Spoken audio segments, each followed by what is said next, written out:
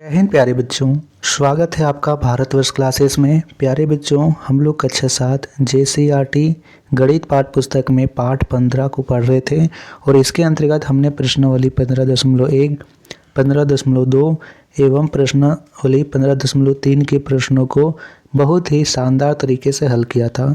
तो प्यारे बच्चों, आज हम इसके प्रश्नावली 15.4 के प्रश्नों को हल करेंगे। तो यहाँ तक हमने बच्चों फिर दो त्रिभुजों को सर्वांगसम दर्शाने के लिए साइड एंगल के नियम का प्रयोग किया था। बच्चों, आपको प्रश्नावली 15.4 में दो समकोण त्रिभुजों को सर्वांगसम दर्शाना हो तो आप एक अलग नियम का प्रयोग कर सकते हो। उस नियम का नाम है राइट एंगल हाइपोटेनस साइड, यानी RHS। आप जानते हो कि किसी भी समकोण त्रिभुज में एक कोण 90 डिग्री का होता है और 90 डिग्री के सामने वाली भुजा कर्ण कहलाती है और जो भुजा इधर है उसको हम लोग लंब कहते हैं। ठीक है, तो इसी तरह हम लोग इसे सर्वांगसम दर्शाएंगे। चलिए पहला प्रश्न से इसे प्रारंभ करते हैं। निम्नांकित चित्रों में RHS सर्वांगसमता का उपयोग करके बनाएं कि कौन कौन से त्रिभुज सर्वांगसम है, उन्हें सांकेतिक रूप में लिखिए। आप यहाँ पे देखिए तो त्रिभुज ABC है एवं त्रिभुज ABD है। ठीक है, हमें RHS सर्वांगसमता नियम का प्रयोग करना है। तो सबसे पहले हम लोग यहाँ लिखेंगे त्रिभुज ABC, इस त्रिभुज की बात कर रहे हैं हम, तथा त्रिभुज ABD में, ठीक है, हमें RHS सर्वांगसमता का प्रयोग करना है। तो R का मतलब क्या है? पहला राइट एंगल यानी 90 डिग्री। आप देखिए ABC में C जो कोण है 90 डिग्री का है एवं ABD में D जो कोण है वो 90 डिग्री का है। तो सबसे पहले यहाँ पे लिखेंगे कोण ACB, इसमें इसकी बात कर रहे हैं, वो बराबर होगा कोण ADB का। ठीक है, यानी कोण C कोण D के बराबर है। क्यों बराबर है? क्योंकि ये दोनों 90 डिग्री का है। फिर हमें H यानी हाइपोटेनस को दिखाना है, कर्ण को दिखाना है। तो त्रिभुज ABC में 90 डिग्री के सामने वाली जो भुजा है AB वो कर्ण है एवं ABD त्रिभुज में जो 90 डिग्री के सामने वाली भुजा है AB वो कर्ण है। तो AB बराबर AB है। क्यों है बराबर ये दोनों? क्योंकि ये जो भुजा है बच्चा वो उभयनिष्ठ है, दोनों में आ रही है और इसकी जो लंबाई है दोनों में 3 सेंटीमीटर है। तो ब्रैकेट में लिख देंगे 3 सेंटीमीटर। ठीक है, और तीसरा हमें दर्शाना है साइड। तो यहाँ पे AC की लंबाई 2 सेंटीमीटर है और यहाँ पे BD की लंबाई भी 2 सेंटीमीटर है। तो लिख देंगे AC बराबर BD, ब्रैकेट में लिख देंगे 2 सेंटीमीटर। तो हमने देखा पहला आया राइट एंगल, फिर आया हाइपोटेनस और फिर यहाँ पे आया साइड।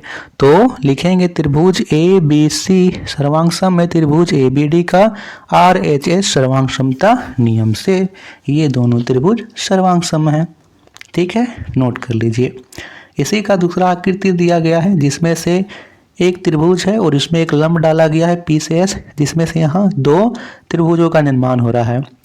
ठीक है, PSQ तथा PSR में। तो हम लिखेंगे त्रिभुज PQS तथा त्रिभुज PSR में। यहाँ से हमने लिखा त्रिभुज PQS तथा त्रिभुज PSR, ये दोनों त्रिभुज की हम बात कर रहे हैं।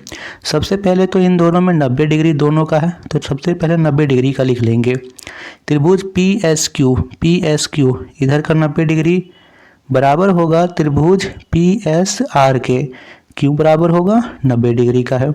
अब हमें दर्शाना है यहाँ पे H यानी हाइपोटेनस। तो यहाँ पे PQS त्रिभुज में आप लोग देखिए तो 90 डिग्री के सामने की भुजा PQ है और PSR त्रिभुज में देखिए 90 डिग्री यानी इसके सामने की भुजा PR है। तो क्या PR तथा PQ का लंबाई ज्ञात है? नहीं ज्ञात है। तो हम लोग यहाँ पे लिख देंगे PQ तथा PR कर्ण की माप ज्ञात नहीं है। तो लिखेंगे अतः यह बताना असंभव है कि यह बराबर है या बराबर नहीं है। तो हम दिखाएंगे कि ये दोनों त्रिभुज सर्वांगसम नहीं है।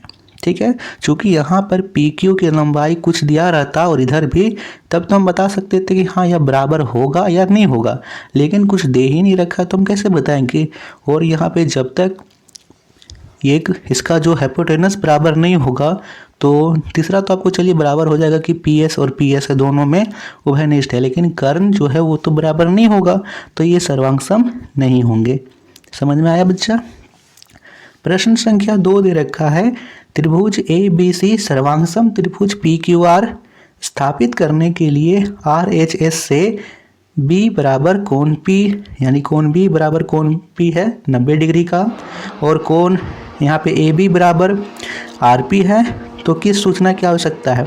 सबसे पहले हम देख लेंगे कि जो कोण बी और कोण पी है ये तो आर है यानी राइट एंगल है, और ए बी आर पी ये कौन सी है, ये कर्ण के आधार पर बराबर दे रखा है या भुजा के आधार पर बराबर दे रखा है। सबसे पहले हम यहाँ पे फिगर बना लेते हैं, आकृति जो जैसे दे रखा है ए बी सी यहाँ पे है, जिसमें से बी और पी बराबर है 90 डिग्री, तो पी यहाँ पे 90 डिग्री का होगा, तो पी यहाँ से आगे लिखेंगे क्यू और ऊपर आर, तो पी क्यू आर ऐसे होगा, और ए बी सी इस प्रकार से हमने बना लिया। यहाँ पे देखिए 90 डिग्री का है बी, तो पी भी 90 डिग्री का है।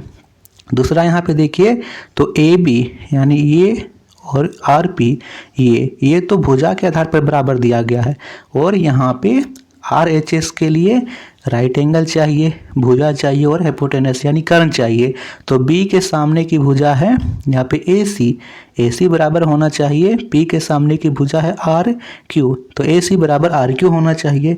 ऑप्शन नंबर 1 सही है, यानी ए सी बराबर आर क्यू होगा। प्रश्न संख्या 2 का ऑप्शन नंबर ए सही विकल्प है। आप लोग टिक लगाइए, इसे हमने कारण के साथ देखा। इसके बाद अगला प्रश्न यहाँ दे रखा है बच्चा, क्या आर एच एस सर्वांग समता के शर्त को ए एस एस के या एस ए एस के रूप में रूपांतरित कर सकते हैं, कारण सहित बताइए। तो सबसे पहले हम एक त्रिभुज, यहाँ 2 त्रिभुज बना लेते हैं जो समकोण त्रिभुज हैं, इसका नाम दे देते हैं ए बी सी और इसका नाम दे देते हैं एक्स वाई जेड, जिसमें से सबसे पहले हम सर्वांग समता दिखाते हैं आर एच एस की मदद से। तो कोण बी बराबर कोण वाई है, ए बी जो भुजा है वो एक्स वाई के बराबर है, और ये जो कर्ण की लंबाई है ए सी और एक्स जेड इन दोनों की लंबाई बराबर है।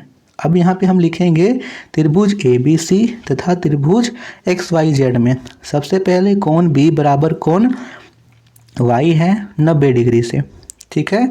ए बी बराबर है यहाँ पे ए बी बराबर है एक्स वाई का, ये तो साइड आ गया।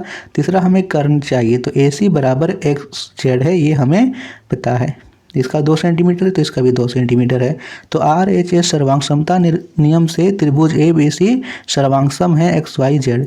तो बच्चा यहाँ पे आर एच एस में आर क्या है, आर यहाँ पे एक कोण है, कोण है तो कोण को क्या हम लोग ए लिख सकते हैं यानी एंगल, बिल्कुल लिख सकते हैं। तो हम लोग आर को ए भी लिख सकते हैं। एच का अर्थ क्या है, हाइपोटेनस, यानी यह एक भुजा है, त्रिभुज की एक भुजा का ही नाम कर्ण होता है।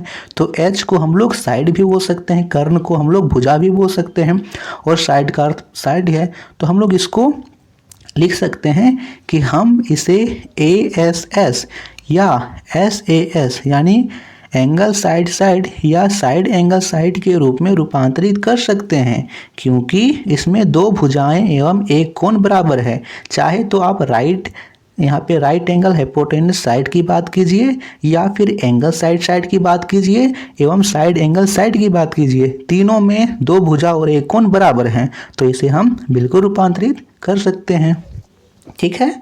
चलिए अब हम अंतिम प्रश्न का करते हैं। अंतिम प्रश्न दे रखा है, त्रिभुज ए बी सी एक समद्विबाहु त्रिभुज है जिसमें ए बी बराबर ए सी है, ए से डी सी पर ए डी एक लंब है। तो सबसे पहले हम आकृति बनाते हैं। यह एक त्रिभुज है ए बी सी, समद्विभाजी त्रिभुज है। समद्विबाहु त्रिभुज का अर्थ हुआ बच्चा जिसकी 2 भुजाएं बराबर हो, यानी ए बी बराबर ए सी है, यही दे रखा है, और इसमें से ए से यहाँ पे DC नहीं होना चाहिए, यहाँ पे BC होना चाहिए। A से BC पर एक लंब डाला गया है, यहाँ पर इसका नाम D है, यानी A से BC पर एक लंब है AD। ठीक है, यहाँ पे ये प्रश्न है। प्रश्न पहला है कि क्या ABD यानी ये त्रिभुज ACD इस त्रिभुज के सर्वांग है। तो कैसे हम लोग दिखाएंगे, देखिए जब यहाँ पे लंब डाला गया तो कोण A दोनों में आएगा, ABD इसमें भी आएगा और ACD इसमें भी आएगा, कोण है ना दोनों में आ रहा है, तो कोण A उभयनिष्ठ हो गया। AD इसमें भी आ रहा है, AD इसमें भी आ रहा है, तो AD भुजा उभयनिष्ठ है। और तीसरा बात हमें प्रश्न में दिया गया है कि AB बराबर AC है, तो ये भुजा इसके बराबर है, तो यही हम लोग लिखेंगे कि त्रिभुज ABD तथा त्रिभुज ACD में कोण A बराबर कोण A होगा, क्यों होगा, उभयनिष्ठ है। AD बराबर AD होगा, क्यों होगा, क्योंकि ये भी उभयनिष्ठ है। AB बराबर AC होगा, क्यों होगा, क्योंकि ये हमें प्रश्न में ही दिया है, क्योंकि AB बराबर AC है। तो हम लोग देखें, एंगल आया, साइड आया तो साइड आया, तो एंगल साइड सर्वांग समता नियम से त्रिभुज ABD सर्वांग सम है त्रिभुज ACD के। ये तीनों त्रिभुज सर्वांग सम है, बिल्कुल सत्य है। दूसरा प्रश्न है बच्चा, क्या BD बराबर DC है कि या इसकी जो लंबाई इसके बराबर है। जब हमने यहाँ पे इन दोनों त्रिभुजों को सर्वांगसम दिखाया तो CP/CT से हम लोग इन दोनों को भी बराबर लिख देंगे। लिखेंगे कि चूंकि ABD यहाँ पे सर्वांगसम है त्रिभुज ACD के, इसीलिए AB यहाँ पे BD बराबर DC है। ब्रैकेट में लिख दीजिएगा सिर्फ CP/CT। ठीक है, सर्वांगसम त्रिभुजों के संगत भाग भी बराबर होते हैं। ठीक, तो बच्चों ये थे प्रश्न उत्तर प्रश्नावली 15.4 के। इसी के साथ हमारा पाठ 15 भी समाप्त हुआ। नेक्स्ट वीडियो में हम लोग करेंगे पाठ 16 को प्रारंभ। वीडियो अच्छी लगी हो तो वीडियो को लाइक शेयर जरूर कीजिएगा। भारत वर्ष क्लासेस पर नए हैं तो सब्सक्राइब भी जरूर कीजिएगा। Thank you.